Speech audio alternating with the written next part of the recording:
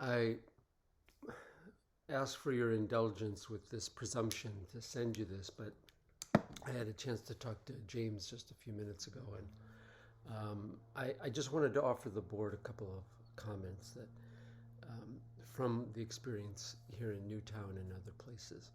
Um, the first is just a personal comment that you will not be the same person when this is all over. Um, that is gone.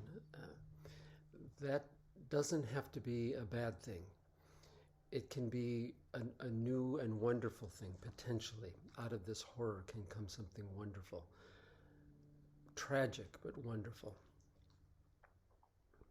When the tragedy happened here in Newtown, it was a very civil community. In many ways, it's maybe a rural version of Highland Park, very similar socioeconomic organization, demographics, very similar. When the tragedy happened, and we came to call it the tragedy, it was the event for some time, and basically people refer to it now as the tragedy.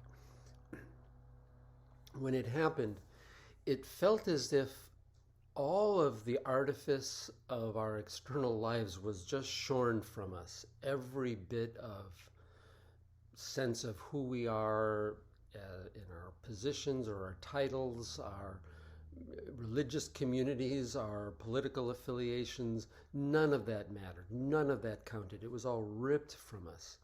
And all of us were in the same position. We were all in the position of this raw, anguished vulnerability. And that's quite a place to be. It's not anything you'd wish on anyone. And describing it to someone who hasn't experienced it is no easy task. It's basically impossible.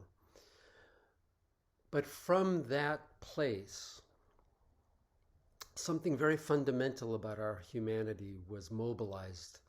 And there was a sense that we must build on the best of each other. We must be there for each other. We must find ways to serve each other and the best of each other.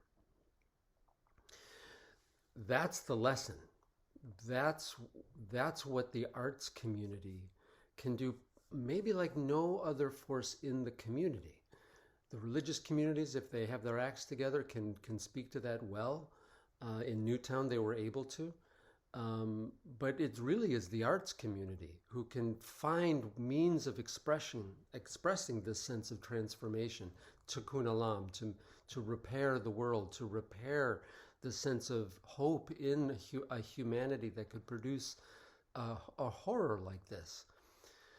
To see our two natures, that we've got this insane, monstrous side of us, but we have something else that's very refined and noble.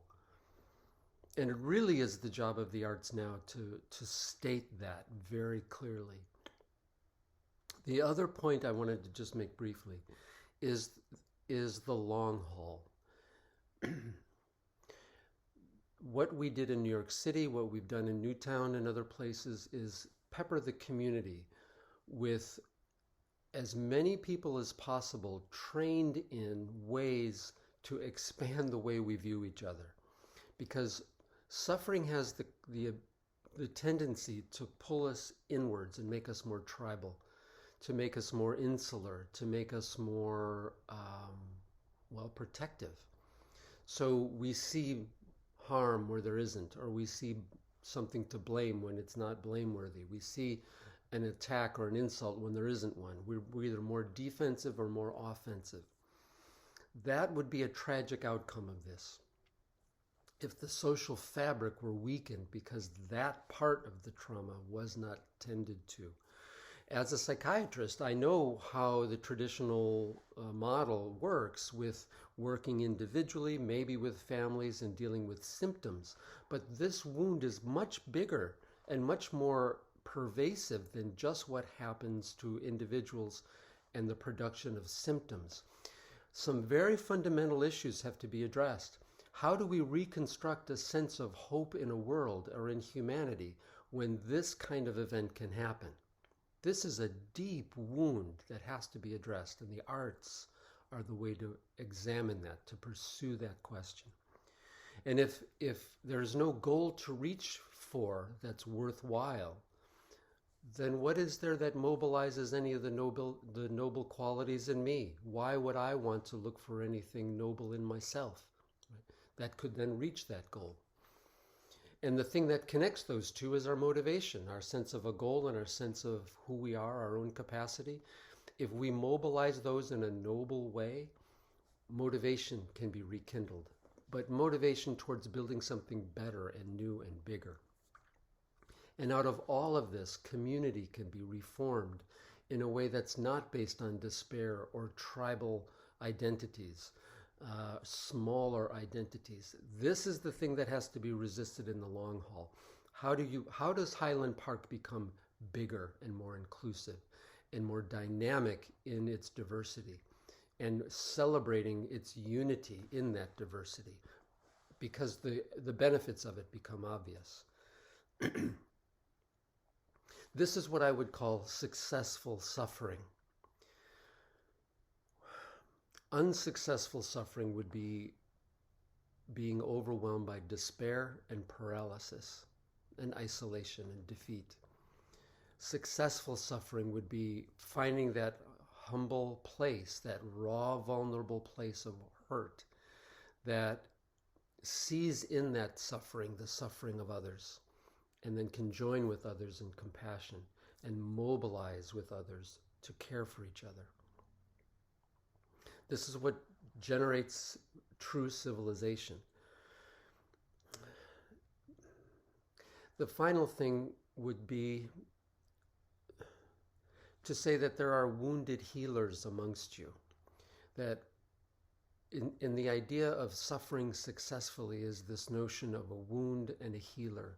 The best teachers, the best artists, the best parents, the best friends, the best doctors, the best nurses are wounded healers. They're people who found a way to take their pain, their suffering, and turn it into compassionate care for others. Again, there's no better forum, there's no better venue, there's no better mobilizer for these principles than the arts. There's ways to do that. There's ways to do it at a community level. There's ways to do it in a neighborhood. There's ways to do it in organizations.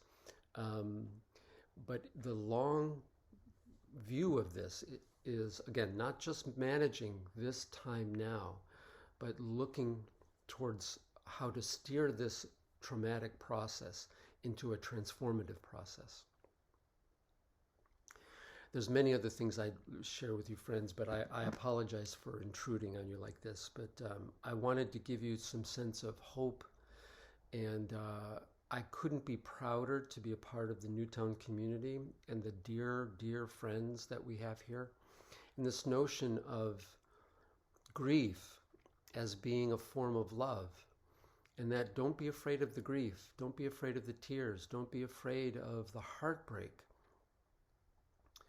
These are all signs of love. They're emblems of love. So focus on the love, not on the tears. Let the tears come. Let the grieving come. Grieve with people you love. Grief isn't a disease you need to get over in 2 weeks. It'd be like saying, how do you get over love in 2 weeks? You don't get over grief. You find a new form for the love to take.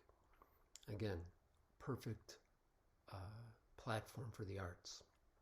Thank you, friends. If there's any way I can be of help to you, I'm more than willing to do that. And I wish you all the best in your work.